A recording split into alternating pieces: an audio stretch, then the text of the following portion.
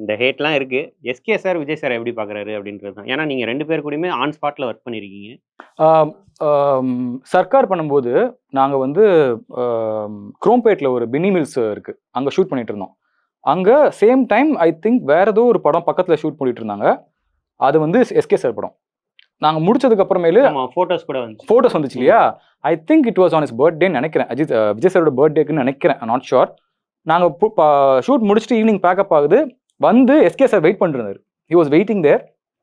Vijay sir வந்ததுக்கு அப்புறமேலு உள்ள கூப்பிட்டு போயிட்டு கேரவன்ல ஃபோட்டோ எடுத்தாங்க. ஸோ அப்படி பார்க்குற ஒரு ஆள் தான் வந்து SK sir, Vijay sir. So obviously அந்த ரெஸ்பெக்ட் அண்ட் அந்த ஆஸ்பிரேஷன்ஸ் கண்டிப்பாக அவர்கிட்ட இருக்க தான் செய்யுது. And is very down to guy. ரொம்ப ஃபன்னியான பர்சனும் கூட. நீங்கள் ஆன் ஸ்க்ரீன் நீங்கள் எஸ்கே சார் பார்த்து தானே இருக்கீங்க. ஆஃப் ஸ்க்ரீன் வேற ஒரு முகம் இருக்கு. அது வந்து நிறைய பேருக்கு தெரியாது. கூட ஒர்க் பண்ணவங்களுக்கு தெரியும். ஸோ எனக்கும் இன்னும் நான் அவர் கூட ஒன்றா சேர்ந்து நான் ஒர்க் பண்ணது கிடையாது. அதுக்கு நான் ரொம்ப எக்ஸ்பெக்ட் பண்ணிட்டு இருக்கேன். பார்ப்போம் நடக்கும் ஃபியூச்சர்ல. உங்களோட அப்கமிங் ப்ராஜெக்ட்ஸ் பத்தி ஏதாவது சொல்லுங்க ப்ரோ. அப்கமிங் ப்ராஜெக்ட் புக் ஆயிருக்கீங்களா? இப்போ பராசக்தி. இதுக்கப்புறமேலு விஷால் சார் கூட ஒரு ப்ராஜெக்ட் பண்ற மாதிரி இப்போ பேசிட்டு இருக்காங்க. அதோட பிப்ரவரி மாதம் அது நான் வெளியில சொல்லலாமான்னு தெரியல. பிப்ரவரி மாதம் ஒரு படம் ஸ்டார்ட் பண்றாங்க.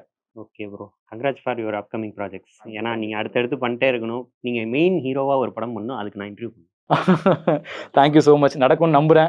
அதுக்காக தான் வந்து ஓடிட்டு இருக்கிறோம். அது நமக்கு ஹீரோவாக தான் வருவானே அப்படின்லாம் கிடையாது.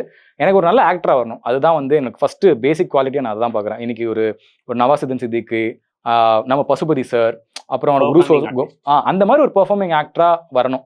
அது அவ்வளோதான். அதனால நீங்க வந்து ஒரு படத்துக்கு எனக்கு கதையின் நாயகனா ஆக்குறீங்க அப்படின்னா யாரு வேணான்னு சொல்லுவா? கண்ணா லட்டு திங்க ஆசையான்ற மாதிரி தான். So let's see, take one step at a time. நல்லபடியாக போயிட்டு இருக்கு. So thank you so much for the opportunity. And also Stranger things fans அவங்களால தான் இன்னைக்கு எனக்கு ஒரு திருப்பி ஒரு சின்ன ஒரு அறிமுகம் கிடைச்சிருக்கு. இந்த அறிமுகம்ன்றது வந்து இன்னும் ஃபியூச்சர்ல கண்டினியூ ஆகும்னு நான் நினைக்கிறேன். So hoping for the best.